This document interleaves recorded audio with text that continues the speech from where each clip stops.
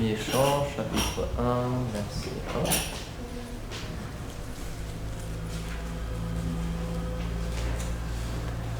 1. Om Namo Bhagavate Vasudevaya. Om Namo Bhagavate Vasudevaya.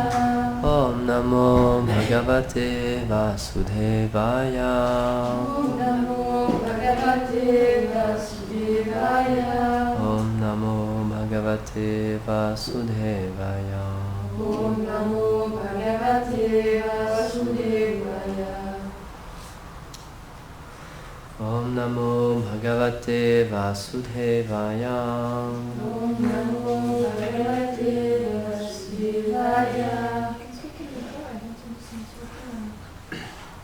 Janmati asya yaton vaya titarastashta salve tapijana sparat.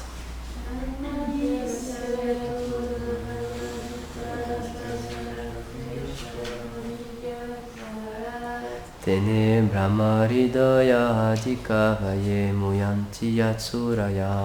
Tene brahmaridaya adhika vaye muyanti yatsuraya. Tejo varim ridam yata vinimayo yata trisargo mrisha. Tejo varim ridam yata vinimayo yata trisargo mrisha. Damna svena sadha nirasta kuhakam satyam param dhimai. Damna svena sadha nirasta kuhakam satyam param dhimai.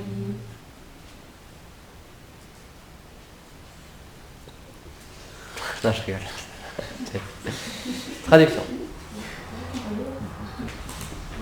Je médite sur Shri Krishna, le fils de Vasudeva, lui de qui ce monde est venu, par qui il est maintenu et par qui il sera détruit.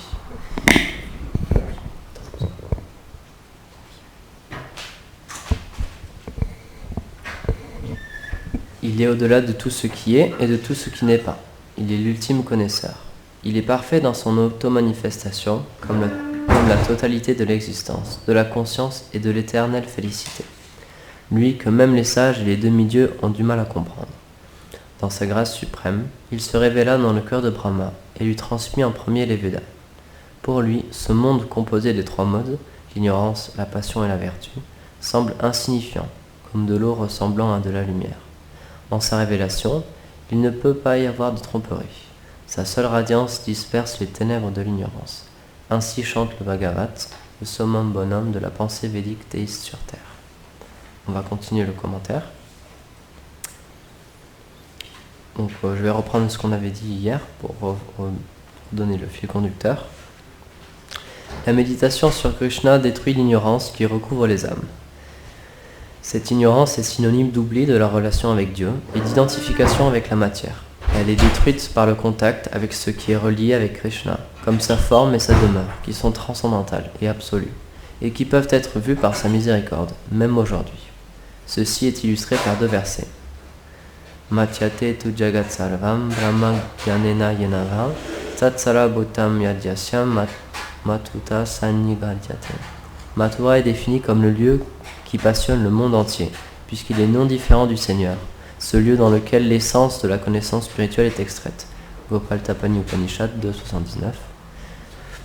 Shravanat kirtanat dhyanat puyantente vasayina tava brahma maya shiesa kimute kshabirmashina. Ô Seigneur, toi qui es la pleine manifestation de la vérité, même les plus basses naissances sont purifiées par l'écoute et le chant de tes gloires, ou par la méditation sur toi. Que dire de ceux qui ont la fortune de te voir et de te toucher? Srimad Bhagavatam 10.70-43. Les corps, les demeures qui sont visibles en ce monde à travers les sens matériels sont un produit des modes de la nature matérielle. Ils sont donc tous temporaires. Mais la forme à partir de laquelle ces influences de la nature matérielle sont créées, à savoir le Seigneur, n'est pas temporaire, mais éternelle et transcendantale. Bien qu'elle soit perceptible par des non-dévots à travers leur sens matériel, ils l'observent sans la réalisation de sa douceur, tout comme le sucre candi n'a pas de goût sucré quand il est mélangé par une personne quand il est mangé par une personne affligée par la jaunisse. Ceci est dû à la volonté du Seigneur, à son inconcevable forme transcendantale, qui accomplit ces différents divertissements. Les dévots, cependant, peuvent réaliser cette forme de douceur par l'influence de sa miséricorde inconcevable.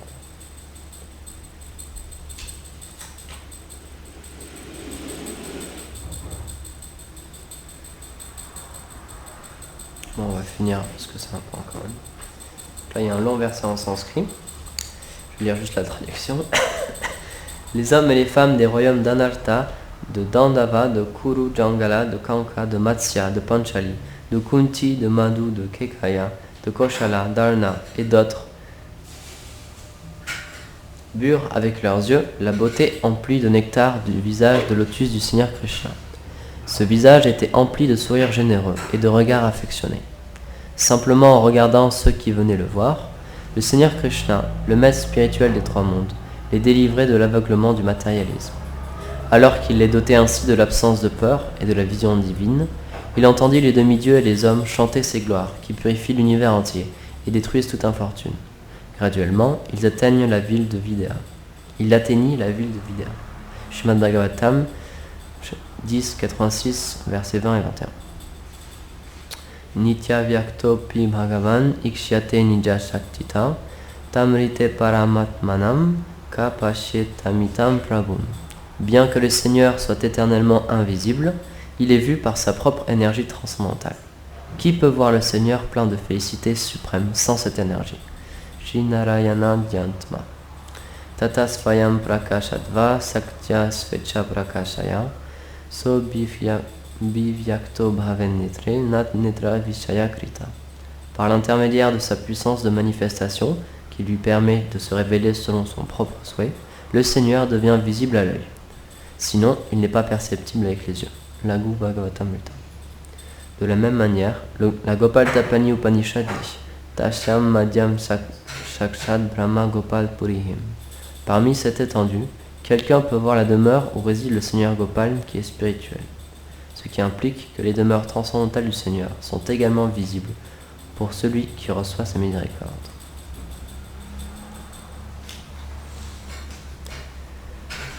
Om Gyanati Mirandasya Gyananjaya Shayakara Chakshurun Militam Yena Tasmai Shigurave Namaha Nama Om Vishnu Padaya Krishna Prashtaya Bhutale Shrimate Bhakti Surupa Damodareti Namine Nama Om Vishnu Padaya Krishna Prashtaya Bhutale Shrimate Bhakti Vedanta Swamiti Namine Namaste Sarasvati Deve Gauravani Prachayine Nirvishesha Sunyavani Pasatya Dasatarini Jaya Shri Krishna Chaitanya Prabhu Nityananda Shri Advaita Gadadhar Shivasadi Gaura Bhaktavrini.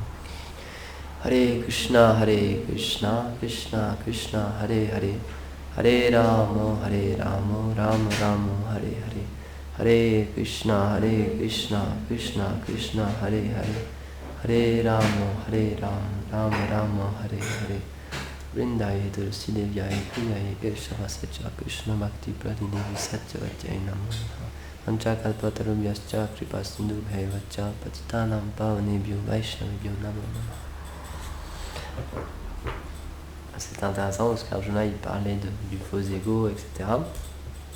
Puis du coup là tout à l'heure Tamani elle a voulu bouger mon micro, donc je lui dis non mais laisse tomber, laisse-moi tranquille quoi.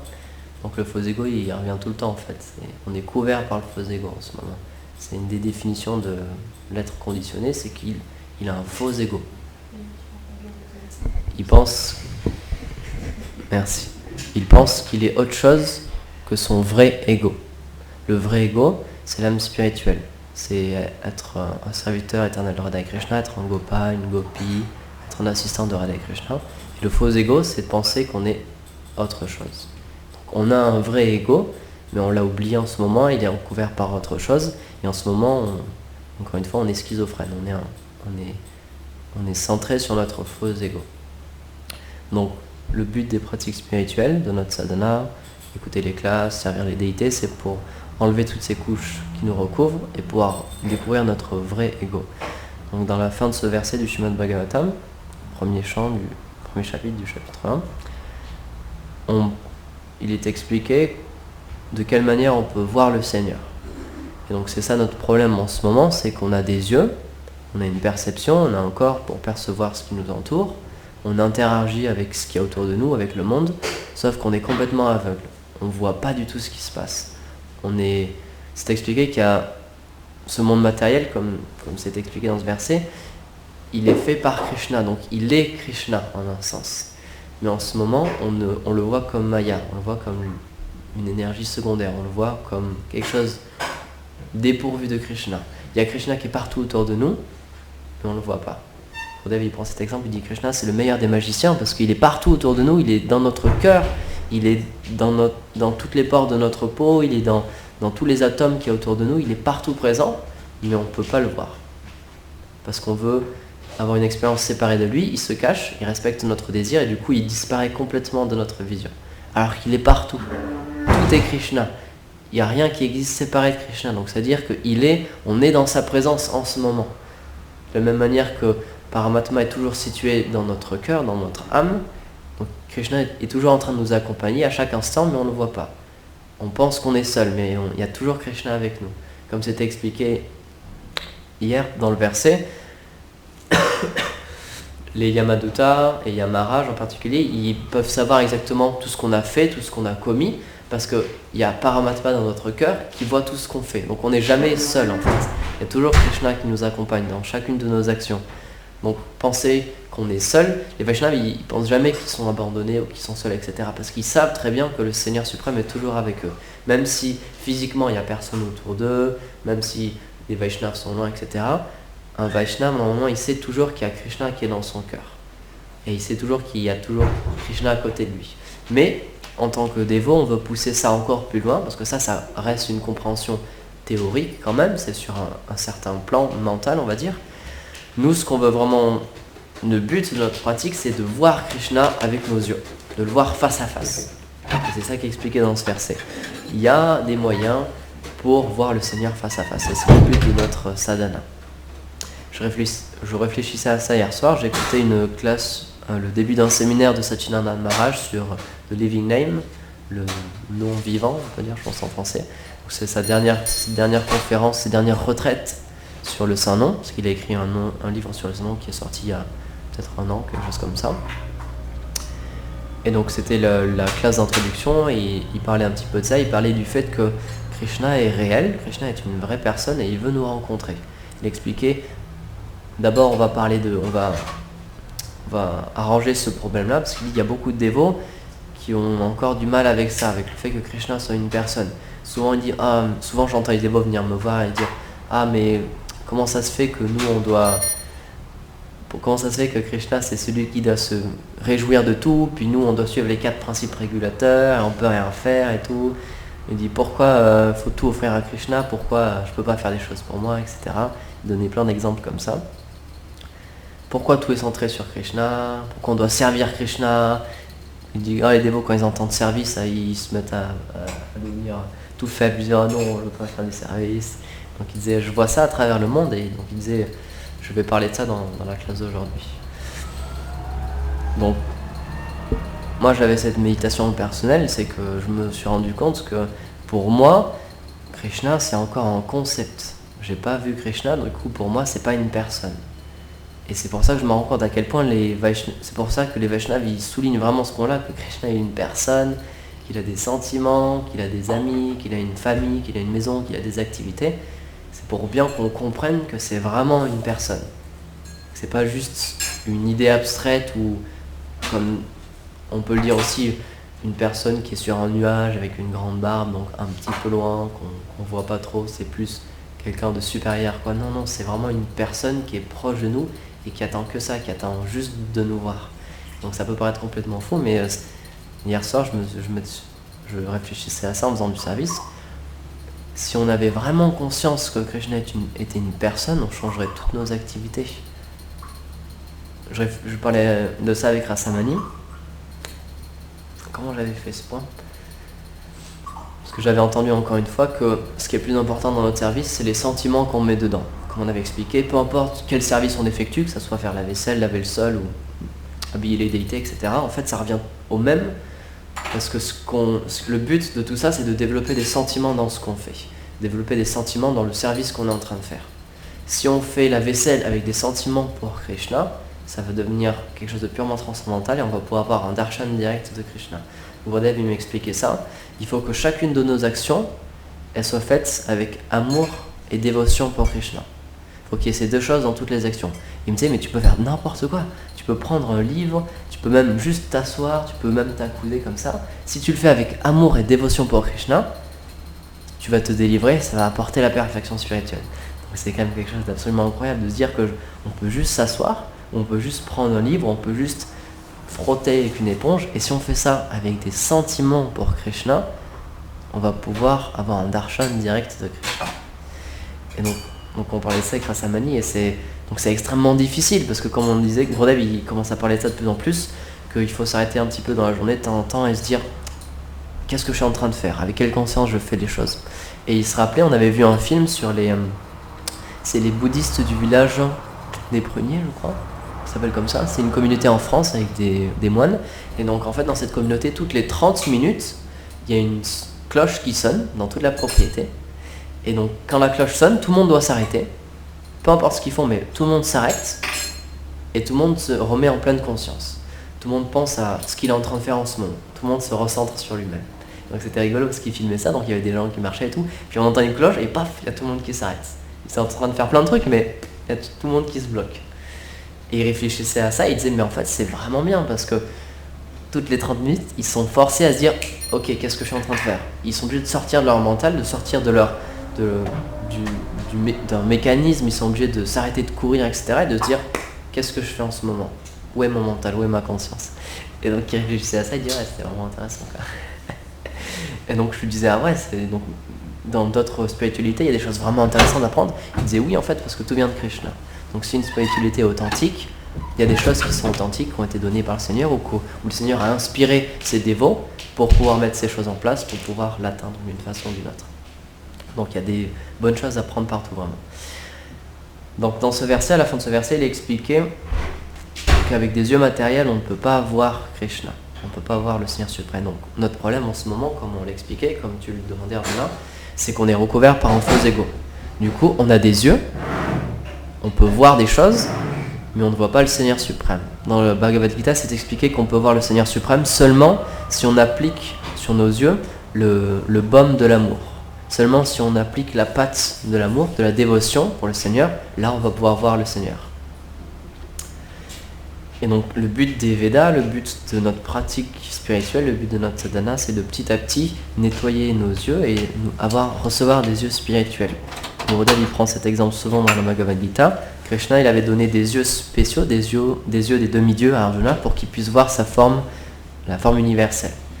Et Arjuna il a eu vraiment peur parce que c'est une forme très spéciale où on voit que tout est ingurgité par lui, il est en train de détruire les univers, il y a des flammes qui sortent de sa bouche, etc. C'est pas une vision douce, c'est pas Krishna empli d'amour, empli de sentiments, c'est pas le Krishna de Vrindavan. Et pourtant c'était des yeux extrêmement difficiles à voir parce que c'est des yeux que seulement les demi-dieux peuvent acquérir. Et Arjuna il a dit non, enlève-moi cette vision s'il te plaît, laisse tomber, je veux plus voir ça quoi.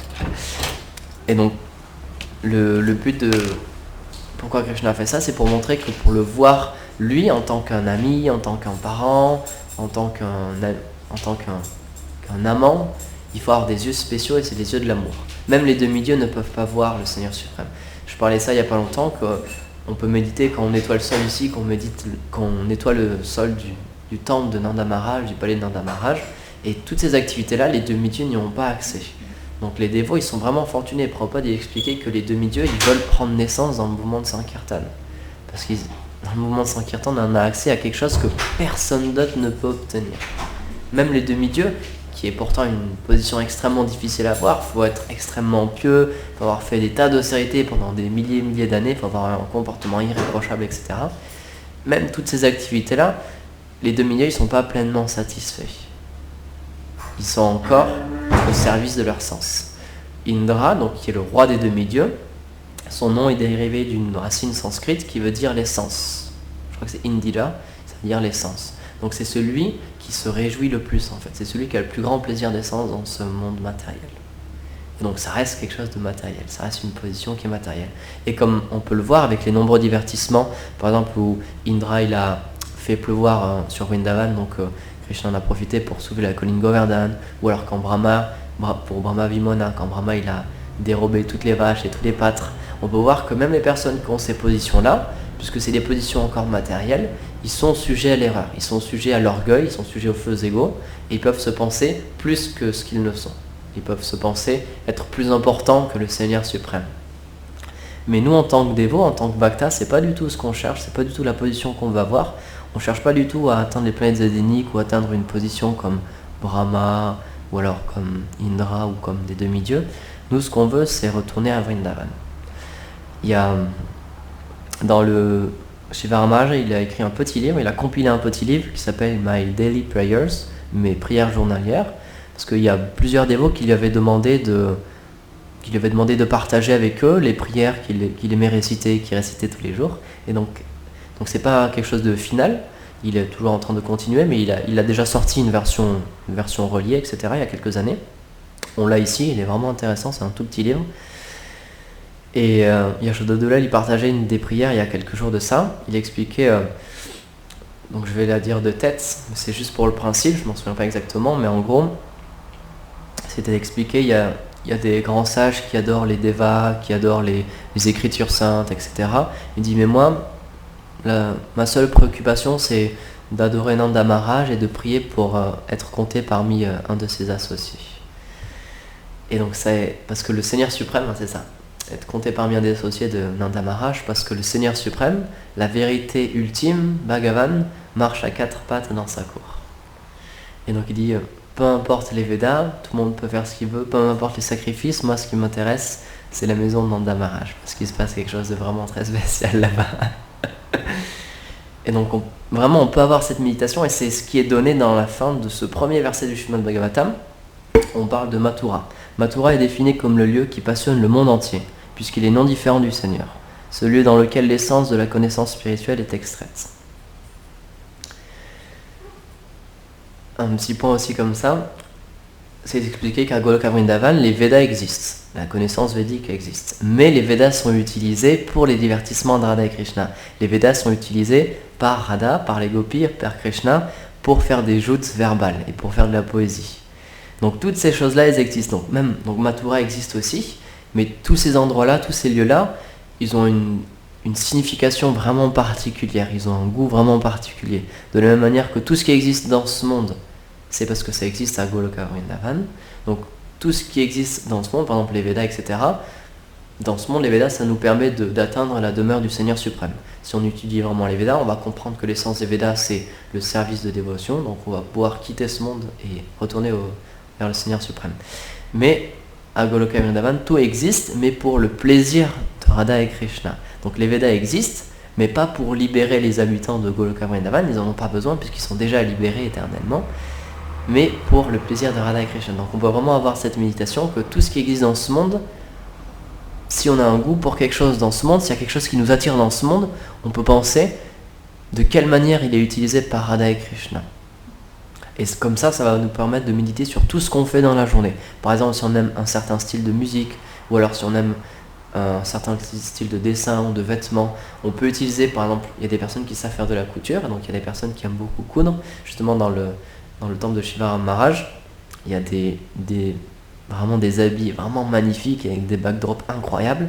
Et donc tous ces dévots-là qui, dans cette vie, ont ces capacités-là, ont ce goût-là pour la couture, ils utilisent ça pour le Seigneur suprême.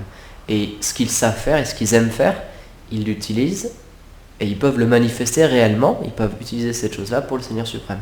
Et ça, c'est une chose vraiment importante dans le Seigneur de dévotion, dans le service de dévotion, c'est qu'on peut tout utiliser pour le Seigneur. Tout ce qu'on aime, on n'est pas obligé de le réprimer. Et c'est en ça que le service de dévotion est extrêmement spécial. On n'essaie pas comme d'autres voies spirituelles où il y a plus du yoga qui est mis en place, dans le sens où il faut retenir ses sens, où il faut contrôler ses sens, où il faut pas faire ceci, pas faire cela, il faut méditer en étant seul, etc. Non, tout ce qu'on fait, nous, c'est d'utiliser ce qu'on aime. Donc c'est quand même vraiment incroyable. Si on aime faire de la musique, on peut faire de la musique pour Krishna, on peut faire de la musique pour les déités. Si on aime cuisiner, on peut cuisiner pour les déités. Il y a Balaram qui me partageait ça. Il me disait quand même, c'est incroyable, on a la chance ici de pouvoir faire et de pouvoir offrir des croissants au Seigneur suprême. On a tout le matériel, on a la technique, on a le savoir-faire pour pouvoir offrir des croissants à Krishna. Donc c'est quand même incroyable parce que faire des croissants à la maison, c'est pas si facile que ça quand même, quoi. Des bons croissants, des vrais croissants, Ah, voilà. Bon, dans la salle, il y a des personnes qui ne sont pas d'accord. Je reprends le point de Valar. Et voilà. Et il était vraiment en extase quand il disait ça. Et ça se voit. C'est quand un dévot, il aime ce qu'il fait, quand il fait un service qu'il aime, il est tellement en bliss, c'est vraiment incroyable. Et c'est pour ça que Gurudev il fait attention ici à ce que tout le monde fasse un service qu'il aime. Parce que quand un dévot il fait un service qu'il aime, il s'épanouit tellement. Et c'est avec ça que petit à petit il va pouvoir développer des sentiments pour Krishna. On en revient au début. Le but de tout ça, encore une fois, le but même de ces livres de prière, comme le livre de prière de Srila Maharaj, etc., c'est pour que petit à petit on développe une certaine conscience dans notre service, qu'on développe un certain état d'esprit. Parce qu'on peut très bien faire du service pendant des années, comme il y a des disciples de Prabhupada qui ont été initiés par Prabhupada, qui ont distribué des milliers de livres du temps de Prabhupada, et pourtant ils ne sont plus là. C'est plus des dévots de nos jours. Donc ça veut dire qu'il y a un truc qui manque, il y a quelque chose qui... Il y a un truc qui ne s'est pas passé. On discutait de ça avec Gurudev et on essaie de réfléchir, et on se dit oui, il faut vraiment la conscience dans le service de dévotion. Si on n'a pas la conscience, si on pense que tout ce qu'on fait c'est juste matériel, on distribue des livres, on imprime des livres, on cuisine, etc. Mais sans le Seigneur suprême, il n'y a rien qui nous retient.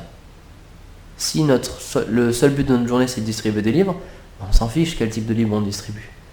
On va pouvoir très bien distribuer des prospectus ou des magazines, on s'en fiche, il n'y a rien qui nous retient. Donc tant qu'on n'a pas développé une conscience que Krishna est une personne et qui nous attend, à n'importe quel moment, notre service de dévotion peut s'arrêter. Et on peut juste partir et recommencer une vie et faire autre chose. Donc c'est pour ça qu'il faut vraiment prier pour avoir l'association des purs dévots, des dévots qui ont déjà ces sentiments-là. Et c'est en ayant l'association des dévots qui ont ces sentiments qu'on va pouvoir nous aussi développer ces sentiments-là. J'ai écouté une classe, je lisais un article là-dessus il n'y a pas longtemps. Un dévot, un disciple de Narayana Maharaj, il expliquait, non c'est un frère rendu de Narayana Maharaj, je crois, il expliquait en fait que l'association c'est ultra important. Si on a une mauvaise association, si on associe avec des personnes qui n'ont pas des sentiments pour le Seigneur suprême, si on est associé avec des personnes qui n'ont pas de goût pour le service de dévotion, c'est mathématique, c'est sûr et certain à 100%, un jour on va quitter le service de dévotion. C'est juste une question de temps. Et c'est pour ça que les Vaishnavas ils sont aussi stricts sur ce point-là. Ça peut paraître sectaire, mais pourtant c'est une réalité. Si on s'associe trop et si on donne notre cœur à des personnes qui n'ont pas le Seigneur suprême, les Vaishnavas et le service de dévotion dans leur cœur et dans leur pensée, c'est mathématique, un jour on partira. Mais ce dévot-là, il allait encore plus loin. Et c'était un article sur la sadhana, et il expliquait qu'en fait, l'association c'est aussi quelque chose d'interne.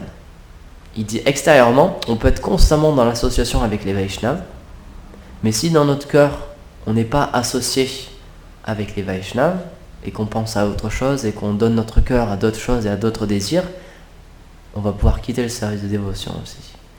Et donc il expliquait, pour pallier à ça, la prière qu'on doit vraiment avoir, la prière sincère qu'on doit avoir, c'est d'être toujours associé dans notre cœur avec des Vaishnavas qui ont de l'amour pour Krishna, qui ont des sentiments pour Krishna.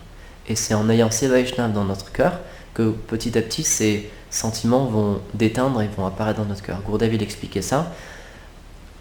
C'est expliqué dans les Védas, par nos acharyas, qu'on obtient les qualités et les défauts des personnes que l'on côtoie.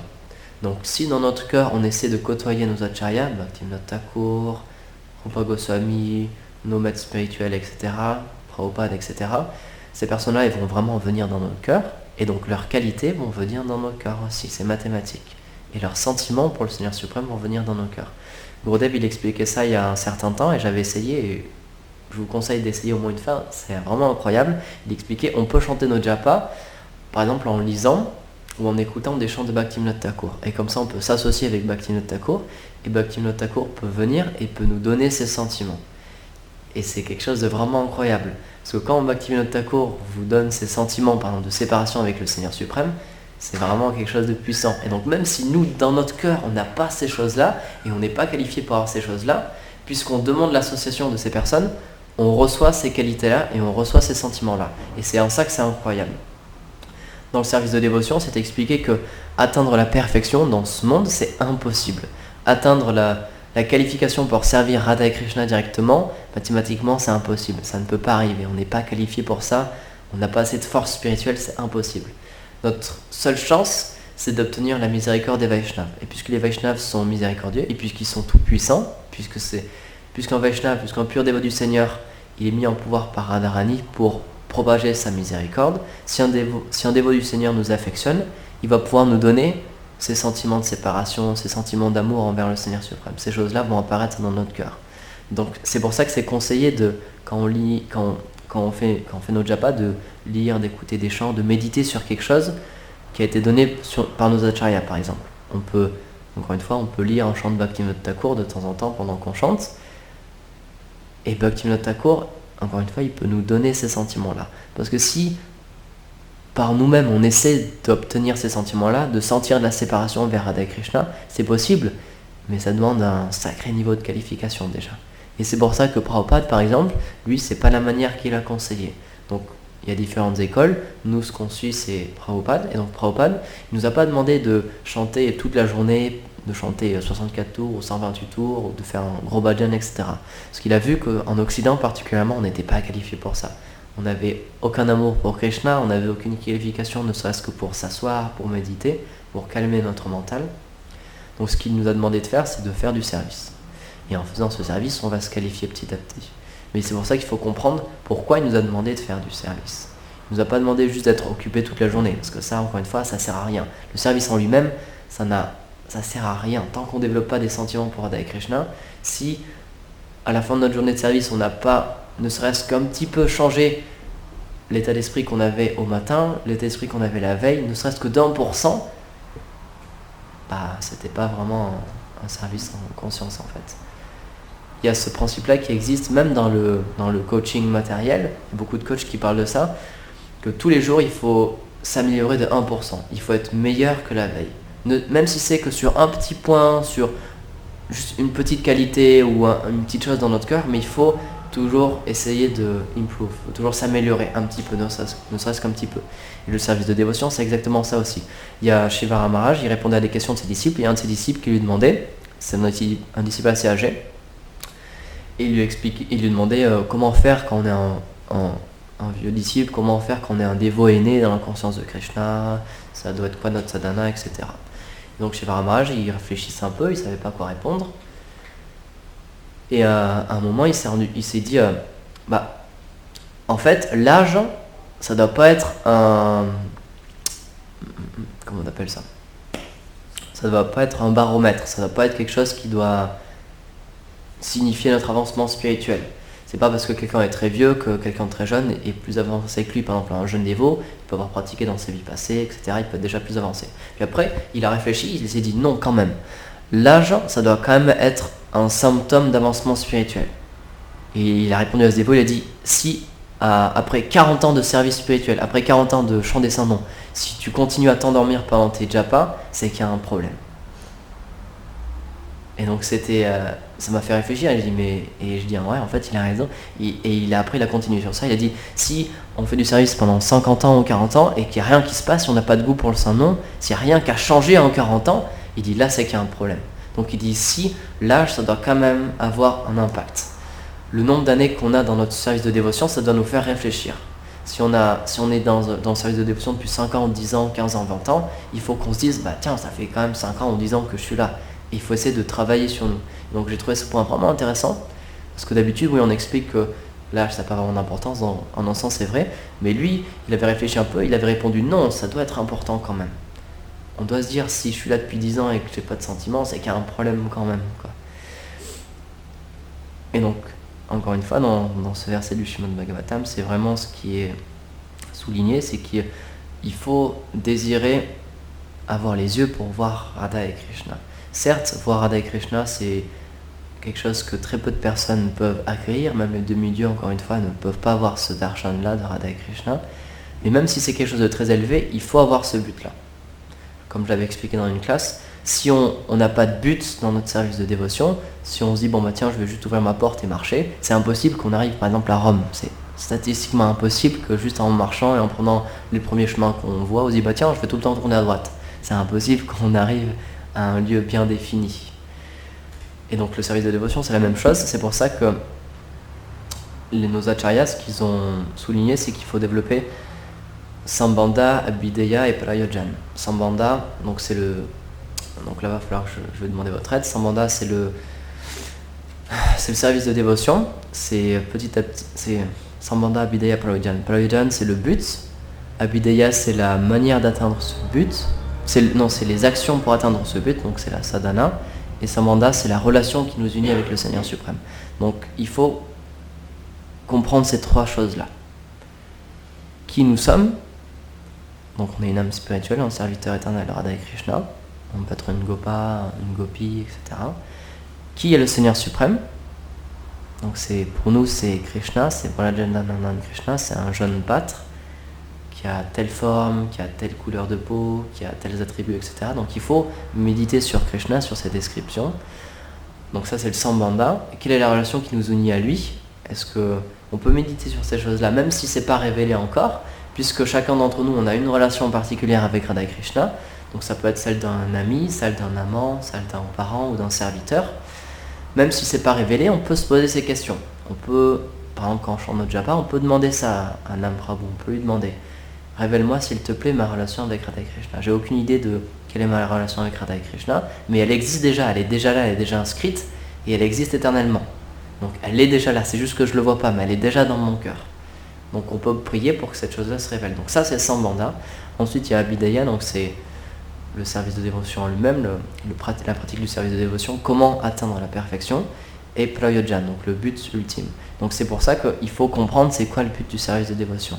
Sans ça, nos acharyas ne nous en auraient pas parlé. Et donc, dans le premier verset du Srimad Bhagavatam, du coup, dans le commentaire, Gurudev, il en est arrivé là, en fait, en compilant le commentaire des Vishwanath Chakravarti, des autres acharyas, etc., il finit sur Mathura et il finit sur une vision directe de Krishna. Donc c'est bien pour montrer que le Srimad Bhagavatam, le but du Srimad Bhagavatam, c'est de souligner l'importance du service de dévotion et souligner la suprématie du service de dévotion et du chant des saints noms. Mais dans quel but? Dans le but d'avoir un darshan de Krishna, dans le but de voir Krishna directement. Sans ça, le service de dévotion, comme Yashoda Dullal il expliquait, ça peut se transformer en service religieux et on peut tomber dans la religiosité simple en fait et sans des sentiments pour le Seigneur suprême. On peut devenir des religieux et il expliquait que dans le monde il y a des personnes comme ça, c'est normal, comme dans toutes les voies spirituelles.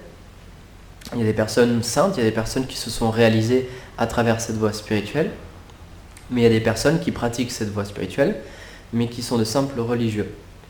Donc qui sont encore sur une apparence externe, qui pensent qu'ils sont le corps, et qui font toutes ces choses-là, qui prient le Seigneur suprême, mais pour leur propre satisfaction, et sans désir de quitter leur position actuelle, sans désir de connaître Dieu ou de connaître leur relation avec lui. Et donc ce piège-là, il faut toujours qu'on l'ait en tête, comme il expliquait, il y a des choses qu'on ne doit pas du tout oublier, comme le fait qu'on va mourir un jour, etc. Et pour moi en tout cas, c'est une des choses que j'essaie de me rappeler le plus souvent possible, c'est que on a une relation avec Radha et Krishna et que c'est ça notre but. Et que c'est rien d'autre. Même notre service, c'est pas un but en soi. Par exemple, moi, Gurudev, un des services qu'il m'a donné, c'est de faire des vidéos pour le temple. Propager ce qu'on fait, propager notre mission à travers des vidéos sur Internet.